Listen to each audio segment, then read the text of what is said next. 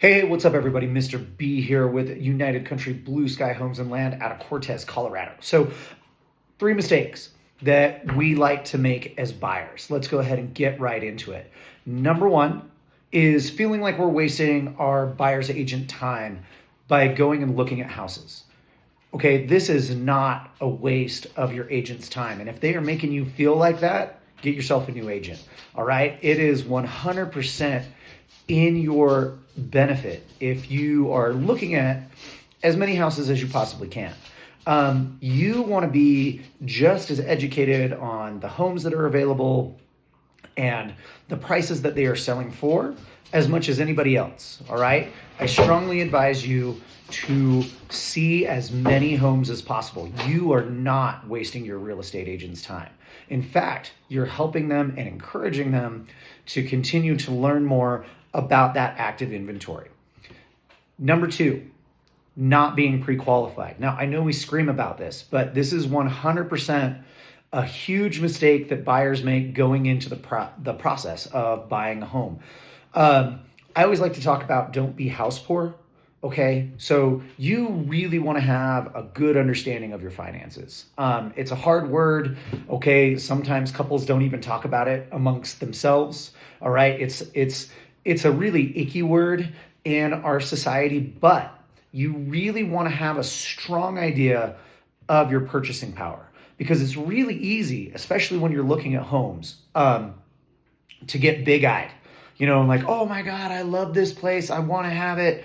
And it's got a price tag that's 20% above your pre-approval or what you could be pre-approved for. And so you go in there and then you get disappointed in the process because you weren't looking at it from a strong reality. Like, you can't afford that home based on X, Y, and Z, whether it's your debt to income ratio or just your income in general. All right. So that is something that happens to us as agents all the time when we're working with buyers that haven't taken the time to be pre-qualified, is that they go to see a house that they love, and then the houses that they can't afford later on don't live up to the expectations of what they want. Being pre-approved just kind of keeps your feet on the ground.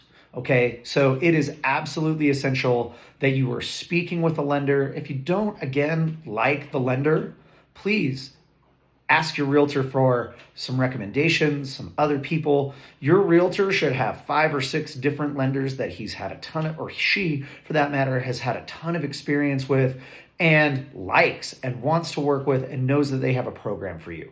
Okay, and then finally, the next biggest mistake that we make as buyers is not making our agent go over the contract with us before we submit it.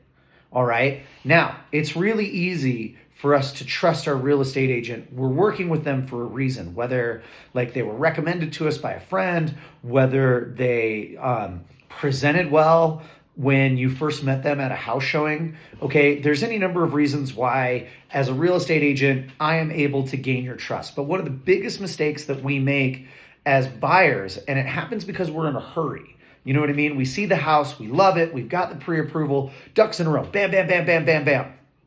Let's submit the offer, okay? And yes, we are trusting our realtor to write that offer 100% in our best interest and on our behalf. But as buyers, if we don't make sure that most of the lines of contract, particularly around inclusions, like what's included in the property, what's coming with it, okay? Water rights, if you're buying rural property, okay, with irrigation, there's a ton of extra stuff that go into a real estate contract that you want to be hands down 100% clear on. And I always operate from the position of the stupidest question is the one you don't ask. Okay. If you're going through that real estate contract and you see something, you're like, hey, what is this?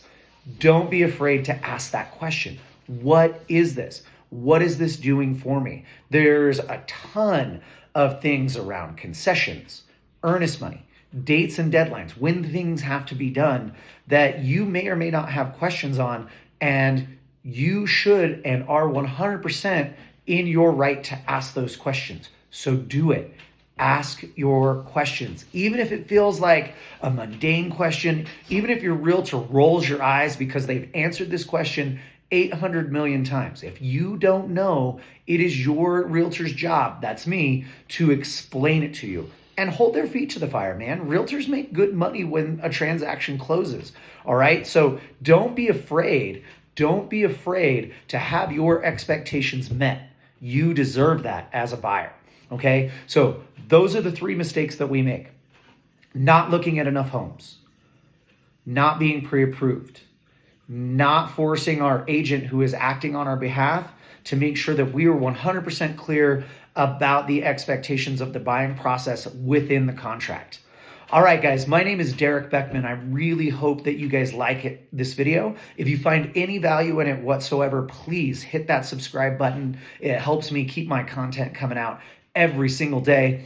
And I look forward to seeing y'all out there either buying property or selling property. Until next time, guys, have a good one.